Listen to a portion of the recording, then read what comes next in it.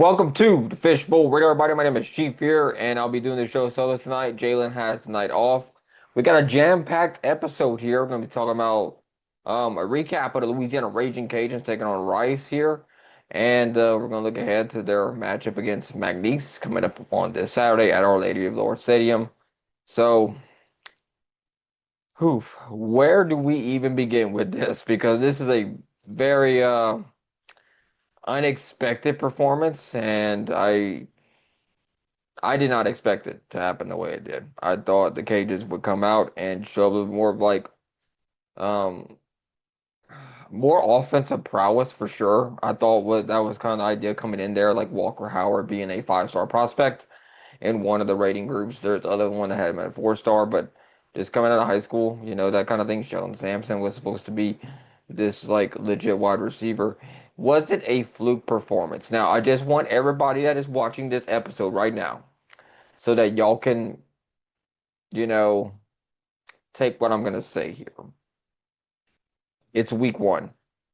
Let's pump the brakes and let's calm down a little bit here. It was horrible. It was bad. It was every adjective you could think of underneath the term of the word bad. Synonyms, anything else you can throw out there. It was bad. It was god awful. That was terrible. It was a terrible performance by the Cajuns offensively. But you're not as bad as you think you are. The great Nick Saban even said that. You're as bad as you think you are, you're not nearly as bad as you think you are.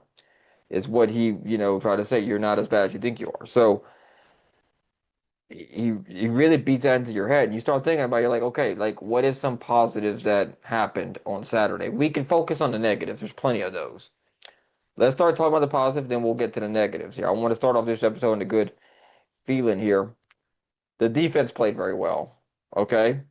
I I I know you say, but what the first half? No, Chief. Okay, listen. First half, they had to adjust. They made good halftime adjustments. Second half came out there. They held Rice to 0 points. Rice did not score in the second half at all. Okay.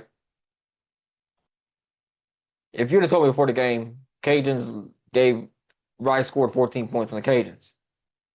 Everybody and their mother's taking this. It's not a debate whether Rice had a better team than the Cajuns. You would have took that bet if like you knew 14 points. I'm taking that. You just didn't expect the Cajun offense scored 12 points.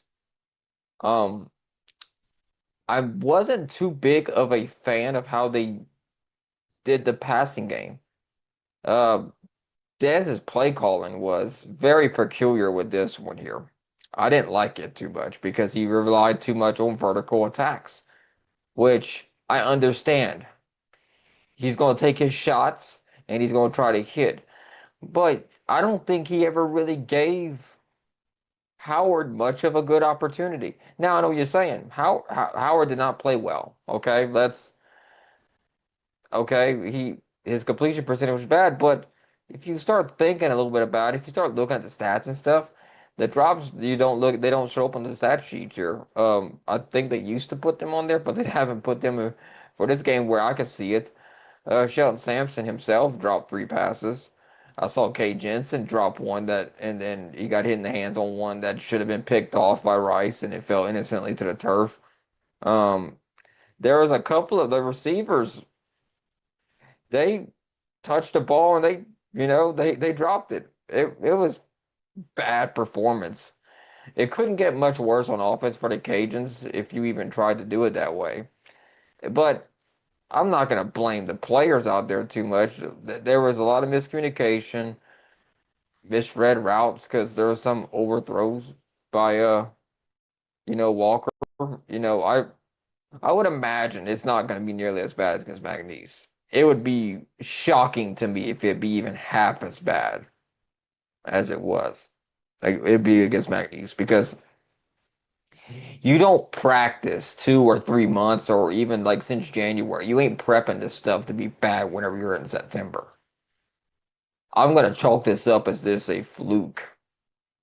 Let's chalk it up what it is. It's a fluke. And I know the diehards are gonna freak out and be like, look, but nothing. there's nothing that we can even say about what happened here Saturday. Okay. Saturday was bad performance, but there is some good things that you could look at and improve on here. Defense held Rice to 0 points here. Now Rice may be a sleeper team. The way this transfer portal is this era of transfer portal, and we've seen teams turn around in 1 year. I know it's a different sport, but I'll bring this one up because I mean it's quite easy to hate on them, and that is Texas Tech. With them buying their softball roster to be this huge, and Texas Tech was never good at softball until this past season. They made it to the championship, women's college World Series championship series final against Texas. We're in a different era. So these teams change year to year. Players change teams year to year. We have some players going on their 6th year playing for 5 different schools or 6 different schools. It's just the norm now.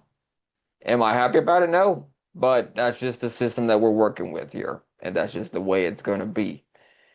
Now, the critiques of what happened was I didn't see a lot of screen passes or even short passes to really get Walker going in the game. Maybe some dump offs here and there to his running backs, like to Perry or Davis. Get the hands of the ball, your playmakers that you know have been in the system for a couple of years. I didn't really see too much of that. No wide receiver screens or running back screens to maybe help the offensive line out. With the offensive line didn't play great at all in that game. Every unit on that offense did not play well at all here. Let's go through some of the stats so y'all can, hear it from something else. That's actually proof here. So, looking at this here. Okay, y'all want some stats? Here we go. Here is some stats here.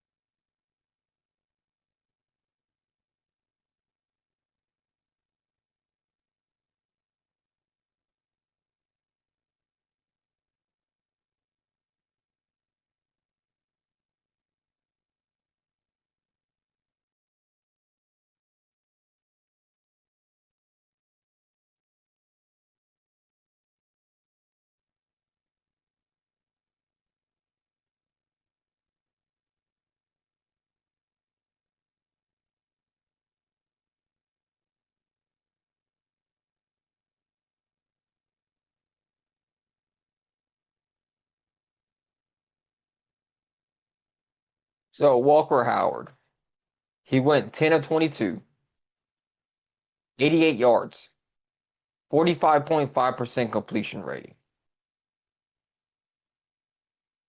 It's not good. He did throw a pick. He got sacked 3 times in this game. Not good at all. And then he got hurt. Status on his injury so far, from what I've been hearing, they haven't formally diagnosed him with anything, but from what I've been hearing, it's going to be some time. It's going to be a couple of weeks from what I've been hearing.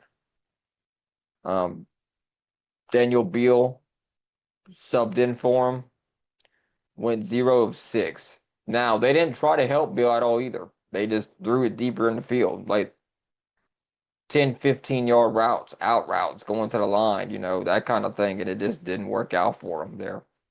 Bill Davis had 11 carries for 58 yards, 5.3 average a carry. Salem Perry, 11 rushes for 46 yards. They had 31, like in Walker Howard, 9 rushes for 47 yards. UL always plays well when they have a great dual threat quarterback. They don't have to be an elite passer at UL. They just got to be able to pick apart the defense and keep them honest, which is all they need out of Walker Howard. I don't know why Coach Dez and Tim Leger and the coaching staff thought that it was a good idea to try to throw this vertical passing game when it isn't in the DNA of the Raging Cajun football team.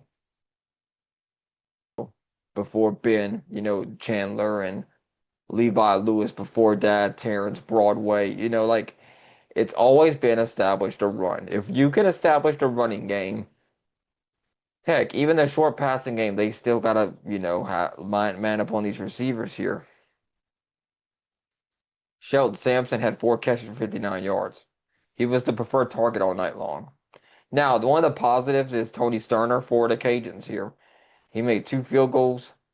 His longest is a 51-yarder. So, look, that was one of the question marks coming in. They had a kicking battle between him and Logan Klotz. And, Tony ended up beating him out. But kicker was the highlight of offense. Special teams, you know, was the winner in that one here. The 2-point conversion, I don't know why they tried passing the ball there. I would have ran it myself. If you would have got stuff, you would have got stuff here. But just looking at like Bill Davis only caught 1 pass, okay? Caden Jensen caught 1 pass. Zalin Perry caught 1 pass for 1 yard. There wasn't a lot going on here. And the average yard they gained was 8 yards. I mean, if they got like average 4 or 5 yards a catch, you would have been in a good situation because you're averaging, Bill Davis, his biggest run was a 32-yard runner in the third quarter on the way to Walker scampering for like a 25 yards out for a touchdown. They had opportunities here to do something as the game went along. I would have abandoned that vertical passing game at halftime, but this is Monday water cooler talk. Like, like, oh, I would have done this, I would have done that. But look, these guys, I trust Desmond to make the right adjustments, what needs to be done, and come ahead here. But I am starting to see a scary trend with the Cajuns. It's a scary trend. So if you look at the past 3 games, you take Marshall in the Sun Belt Championship game last season. Um, Cajuns only scored 3 points, but I'm not Beal. He was in that game after Chandler got hurt. Okay, I understand that he was thrown to the fire, and there was no way that the Cajuns were going to win that game with Beal in the game here. They only scored 3 points. Now, going ahead to the New Mexico Bowl, Cajuns took on TCU. Cajuns lost 34-3. Once again, 3 points scored. That was 6 points between 2 games. Then we go to this past Saturday. Cajuns scored 12 points. The last 3 games, the Cajuns have not scored more than 14 points. Together, all those 3 games together, dating back to the Sun Belt Championship game last season, the Cajuns have scored 18 points total in 3 games. I don't know what has happened, but something's amiss. Granted, I know there's some guy that sat out in the bowl game, that were going to different places. Some people probably didn't want to be there for the Sun Belt Championship game. They were already looking elsewhere, that kind of stuff, right? Like, I don't want to get hurt to hurt my offer, my NIL offer. That thing might even be there. But it is very worrisome, to say the least, of how I'm feeling about that situation there. So, what's next here? Let's look at the bet line here. I want to see what this bet line is for this game here.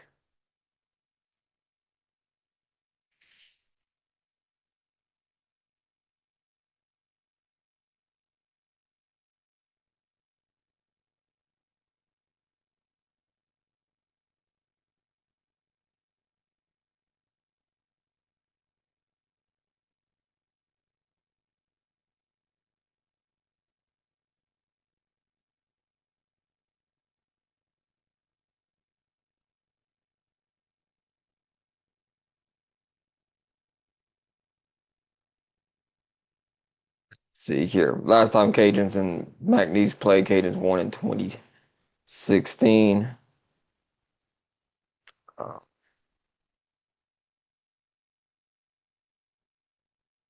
I'm trying to see if he'll pull up the spread somewhere here.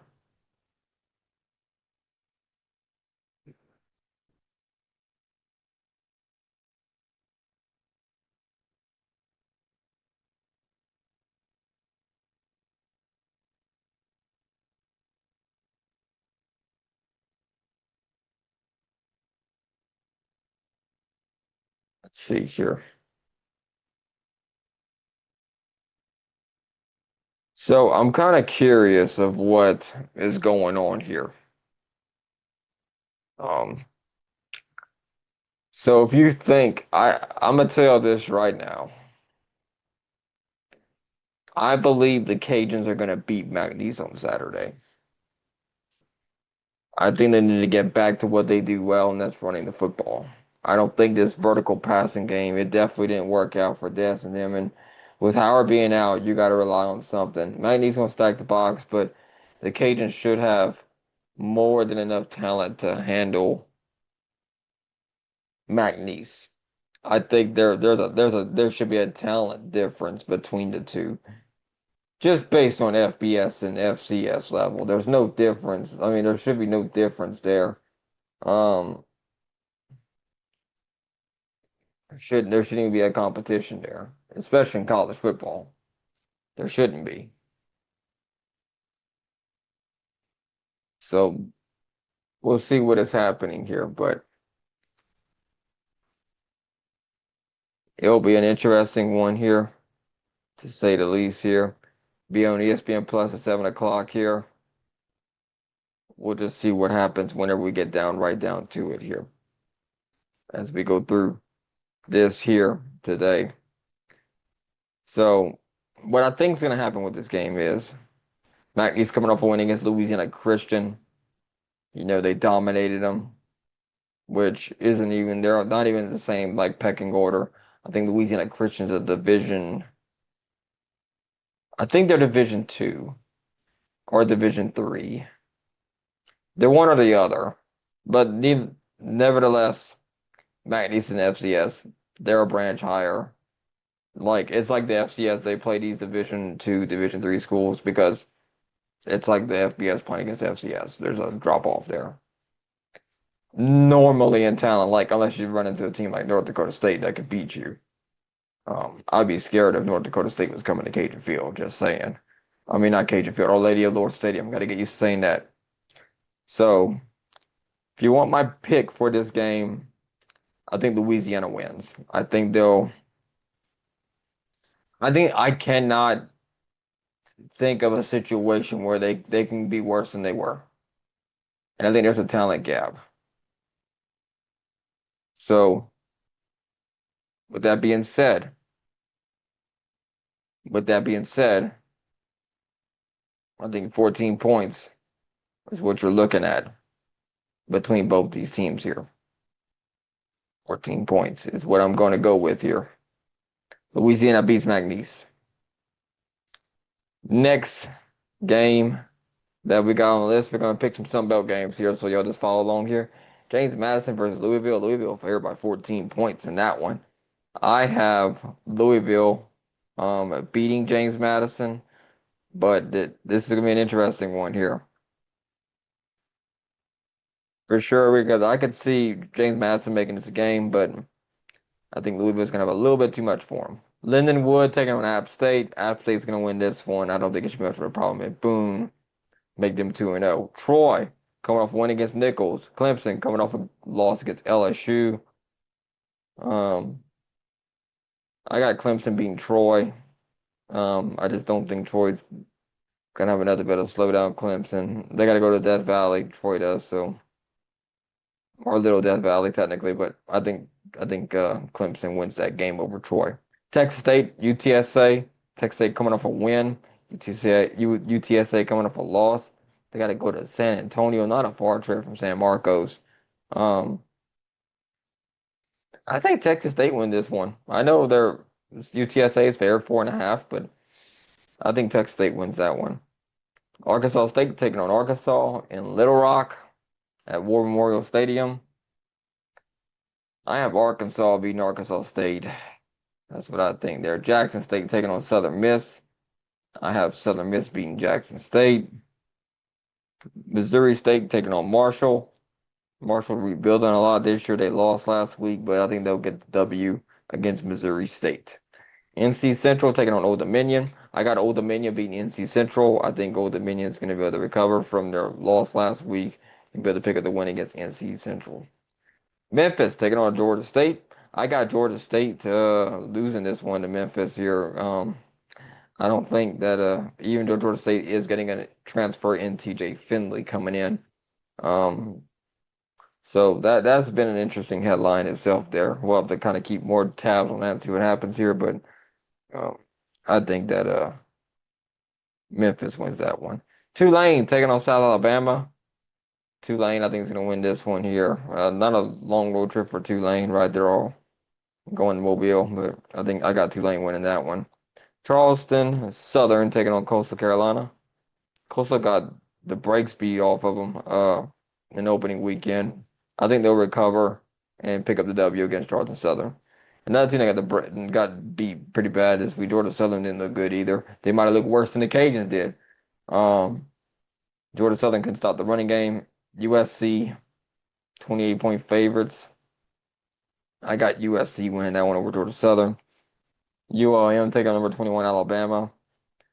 Alabama's going to pick up the win here against ULM here. Um, Alabama coming off an embarrassing loss to Florida State unranked.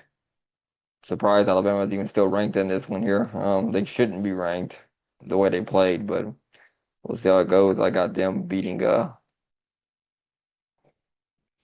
Alabama, picking up the win against ULM. So that's what I'm thinking here.